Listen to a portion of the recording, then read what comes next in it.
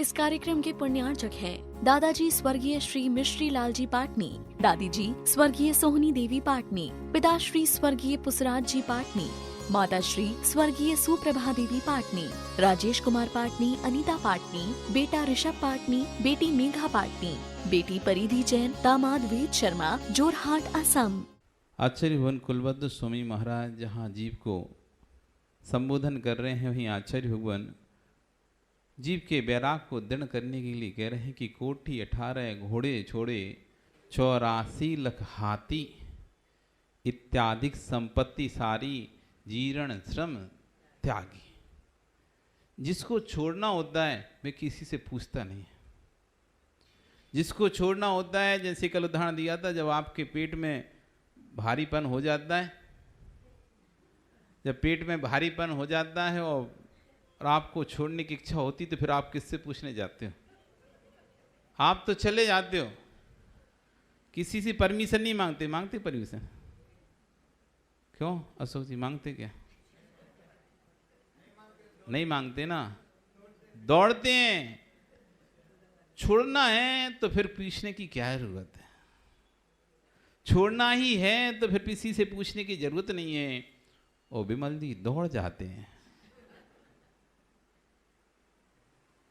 छोड़कर आ जाते हैं। ऐसी जब मन में बैराग भावना जागे, ये मत सोचो मन में है तो मन में भावना तो है, लेकिन महाराज जी विचार कर रहे हैं, अभी भावना नहीं है। अभी विचार कर रहे हैं। जैसे किसी को लगी नहीं होती ना, तो उससे कोई कहते हैं जाओ जाओ, हाँ हाँ ठीक है, जाते हैं आराम से। आधा घंटा और गप्पे में बैठे रहेगा, 1 घंटा और गप्पे में बैठे, क्योंकि अभी लगी नहीं है। लगी नहीं है तो आधा 1 घंटा कुछ भी नहीं, लगे रहो गप्पे में। और जब लगती है जोर से तो फिर कोई गप्पे नहीं दिखते, फिर नहीं दिखता, फिर तो जाने की इच्छा होती है। ऐसी जिसके अंदर से जब भाव का उमड़ता है बैराग का, अब नहीं, बस अब तो जाना है, अब तो जाना है और अपना कल्याण करना है।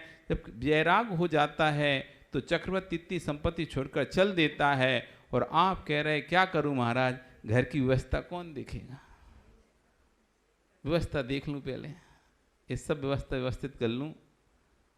व्यवस्थाओं को व्यवस्थित करते करते कहीं आप ही व्यवस्थित ना हो जाओ संसार से। सबको व्यवस्थित करने के चक्कर में स्वयं की व्यवस्था ना बिगड़ जाए।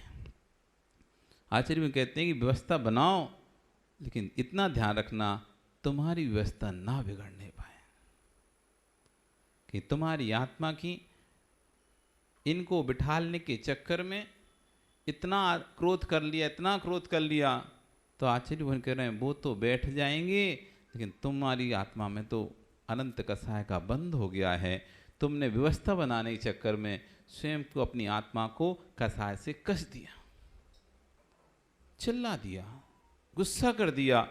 दूसरा बैठा नहीं बैठा, लेकिन आपकी आत्मा तो, आप तो आत्मा को कर्मबंध हो गया। तो दूसरों की व्यवस्था बनाओ, पर व्यवस्था बनाने से इतना ध्यान रखना मैं तो अव्यवस्थित नहीं हो रहा।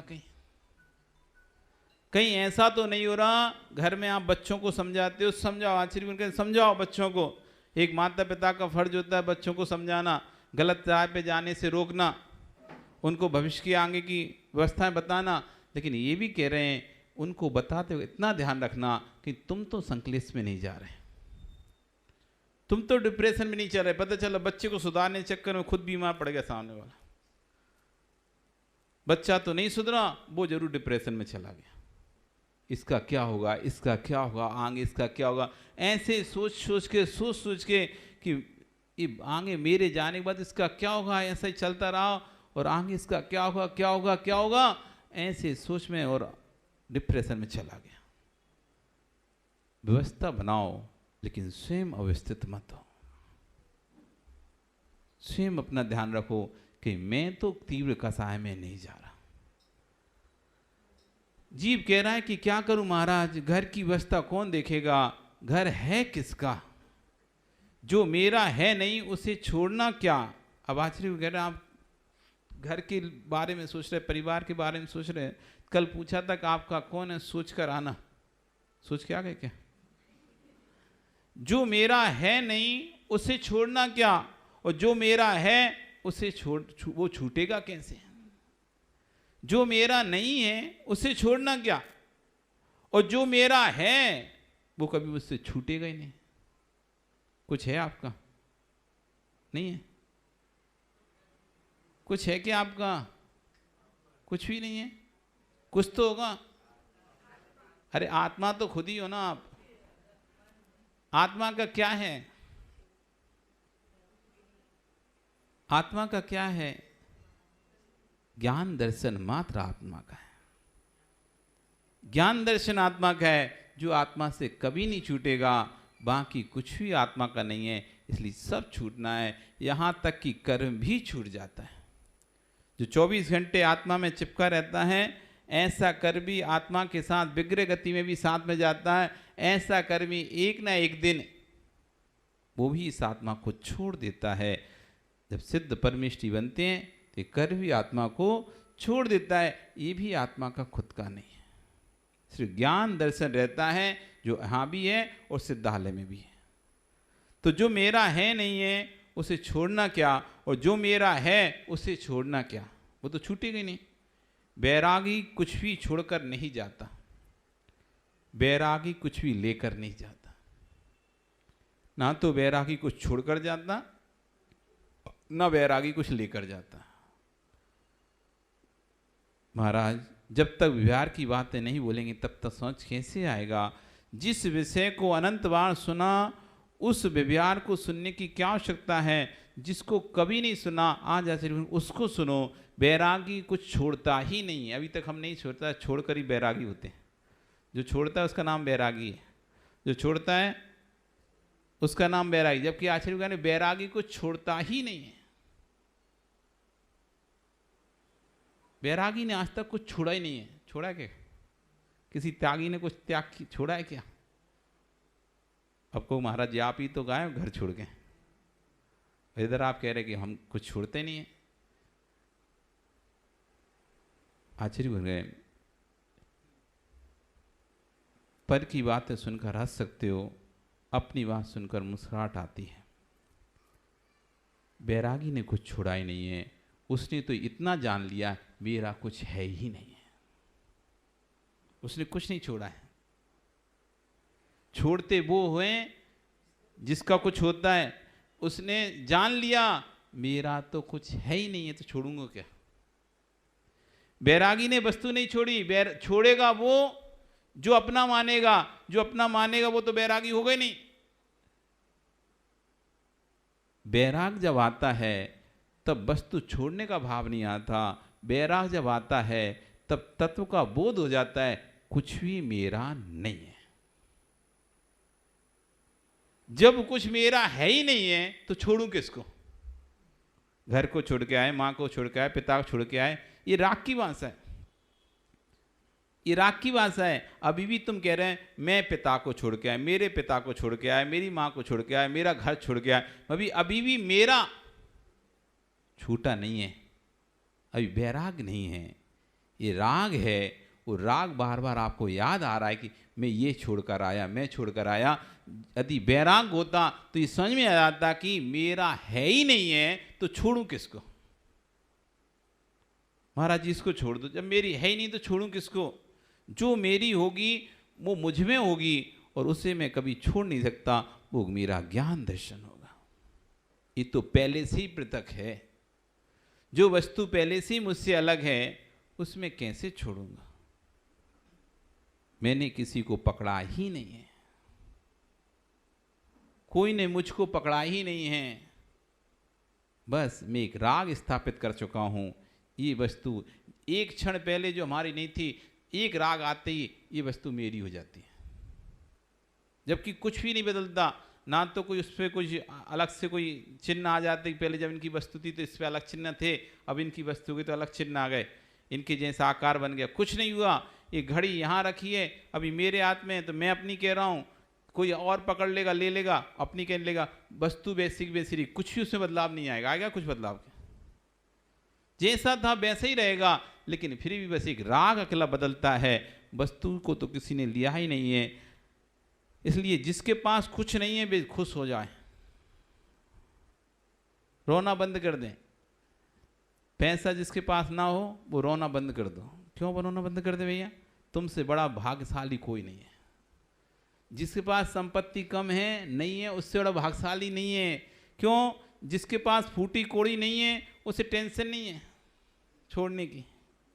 टेंशन उसी को ही है, करोड़पति को, मैं किसके नाम करके जाऊं, किसके नाम वसीयत करके जाऊं, किसको दे के जाऊं।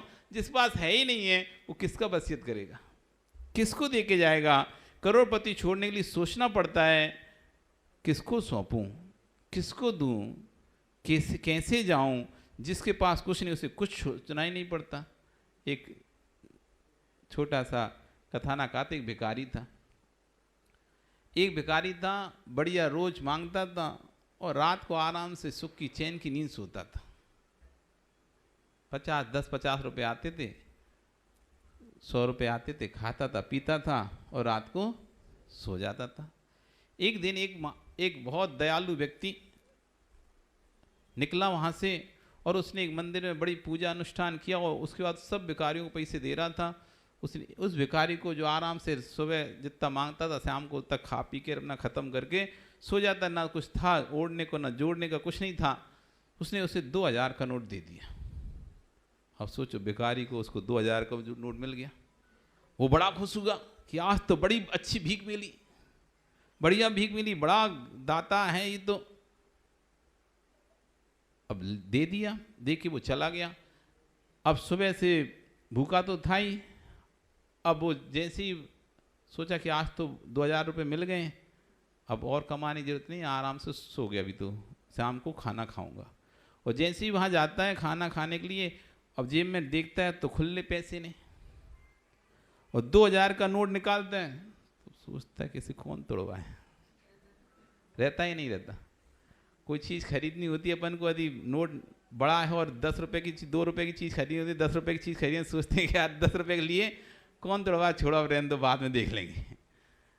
क्यों टूट गया तो उसे पता है कि खर्च हो जाएगा, तो सोच रहा था रख ले रहा है इसे। 2000 का नोट पहली बार आया तो कौन तोड़वाए, बेचारा उसने से आज नहीं खाते, कल फिर मांगेंगे तो खा लेंगे, तो भूखा सोना पड़ा, भूखा सोना पड़ा। अब सो रहा है लेकिन सो तो उसको चिंता है कि 2000 का नोट है, अब कहाँ रखे इसे, घर तो है नहीं है, सो रहा है। उसने उसके नीचे रखा, सिर के नीचे। अब मच्छर तो पहले ही काटते, आज भी मच्छर काट रहे, पर नींद नहीं आ रही आज। क्यों? 2000 का नोट रखा है। उसने तकिया के नीचे रखा, फिर नींद थोड़ा खुलती, उठ के देखता हाँ रखा है कि नहीं रखा। फिर देखा कि 4 लोग आ रहे हैं इधर उधर से, उसे डर लगा कहीं ये लोग ले ना जाए, चोरी ना कर लें, तो उठ के दूसरी जगह गया। दूसरी जगह देखा तो वहाँ पे शराबी लोग शराब पीकर घूम रहे थे, वहाँ जैसे तैसे वहाँ से निकला, कहीं और गया, ऐसे करते उसकी पूरी रात निकल गई, सो भी नहीं पाया। एक तो भूखा पेट, ऊपर से नोट की चिंता, ऊपर से भूखा पेट, नोट की चिंता कि नोट को संभालूं कैसे, पेटी है नहीं, कुछ सामान नहीं, रखें कहाँ पर, जहाँ भी रखें कोई ले जाए कहीं निकाल के, नींद लग गई मान लो गहरी और किसी ने खींच लिया तो। आपके साथ होता ही नहीं होता? सफ़र में जाते हो ना, और मान लो गहने मैंने ले जाओ साथ में, शादी के समय पे जाओ और गहने सारे घर के लेके जाओ, फिर देखो ट्रेन में कितनी अच्छी नींद आती है आपको। बार बार झांक झांक के बैग रखा ही नहीं रखा, थोड़ी सी भी आठ होती है नहीं है कैसा, पूरा बिल्कुल पूरी रात कोई कहता सोलो हाँ सो तो रहे हैं पर नींद ही नहीं आ रही। क्यों नहीं आ रही? इतना पैसा बैग में रखा है, भले किसी को नहीं पता पर तुम्हें तो पता है, बैग में रखा है, वो नींद नहीं लगती, पूरी रात निकल जाती। वैसे तो सो जाओगे, लेकिन तो जब कोई चीज आ जाती तो व्यक्ति सो नहीं पाता। अगले दिन सुबह हुआ और उस व्यक्ति की खोज करने लगता है जिसने उसे 2000 रुपये दिए थे। खोज करते वो मिल जाता है। वो व्यक्ति को कहता है भैया 2000 रुपये आपके पकड़ो। कि क्यों, क्या हुआ? नहीं, जब से 2000 आ रहे हैं, मेरी शांति और नींद दोनों चली गई। कम से कम कमाता था, जो भी 50-100 रुपये मिलते थे शाम को खा लेता था, चिल्लट रहती थी, दुकान रखूंगा, खर्च कर देता था और आराम से गहरी नींद सोता था। लेकिन जब से 2000 रुपये आया है, तब से यही समझा कहाँ रखूं, कैसे रखूं, किधर रखूं, खर्चा कैसे करूं। इसलिए तुम पकड़ो। तो भी बड़े भाग्यशाली हैं जिनके पास कुछ नहीं है, टेंशन नहीं है, जब मर्जी तब छोड़ दिए। चलो भैया, अब जब जाते हो ना किसी ऐसी सामान से बैग लटका के जाते हो, कुछ सोना चांदी लेके नहीं जाना होता, बढ़िया बैग को पटका इधर और आराम से सीट पर सो रहे हैं मस्त। क्यों रुपीस की चिंता होती है क्या? है ही नहीं है। पैसा है सो तो बैंक में है। अब कपड़े ही हैं, ले जाएगा तो क्या ही ले जाएगा, कपड़े ले जाएगा, पटक दिया और आराम से मस्ती से पूरी रात गहरी नींद में सो रहा है। कोई मतलब ही नहीं उसे, है ही नहीं, तो चिंता किस बात की। और जब होता है तो नींद नहीं आती है। तो भाग्यशाली कौन?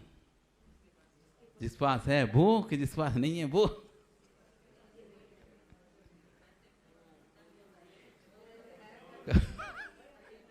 कौन है? जो कुछ लेकर आया नहीं है तो लेकर जाऊंगा क्या। ज्ञानी जी बैरागी कुछ भी छोड़कर नहीं आता। उसको मालूम रहता ही जब मैंने स्वीकार किया ही नहीं है तो छोड़ूं क्यों। जब मैंने स्वीकार किया ही नहीं है तो छोड़ना किस बात का। जिसको स्वीकार करेगा उसी को तो छोड़ेगा। मैंने किसी को अपना स्वीकारा ही नहीं है, जो मेरा है नहीं, क्या छोड़ूं, किसको सौंपूं। उसे धिक्कार है जो पर की व्यवस्था में स्वयं को अनवस्थित कर रहा है। निज में व्यवस्थित होते हुए जग में किसी व्यवस्था नहीं चाहता। यदि बैराग हो रहा है तो पर वस्तुओं को छोड़ने मत जाना, तुम चले जाना, वो अपने आप छूट जाएगी। आपको जोहराट छोड़ना नहीं पड़ेगी। आप तो जोहराट की जगह गुवाहाटी की ट्रेन में बैठ जाओ। आपको जोहराट छोड़ने की जरूरत नहीं, मैं जोहराट छोड़ के जाता हूँ, मत छोड़ो तुम तो जोहराट। आप तो गुवाहाटी की ट्रेन में बैठ जाओ, जोहराट छूटेगा नहीं छूटेगा। आप तो गुवाहाटी की ट्रेन में बैठ जाओ, डिब्रूगढ़ की ट्रेन में बैठ जाओ, जोहराट छूट जाएगा। आप छोड़ने मत जाओ, आप तो चले जाओ, वस्तु अपने आप स्वतः ही छूट जाएगी। इस कार्यक्रम के पुण्यार्चक थे दादाजी स्वर्गीय श्री मिश्री लाल जी पाटनी, दादी जी स्वर्गीय सोहनी देवी पाटनी, पिताश्री स्वर्गीय पुसराज जी पाटनी, माताश्री स्वर्गीय सुप्रभा देवी पाटनी, राजेश कुमार पाटनी, अनीता पाटनी, बेटा ऋषभ पाटनी, बेटी मेघा पाटनी, बेटी परिधि जैन, दामाद वेद शर्मा, जोरहाट असम।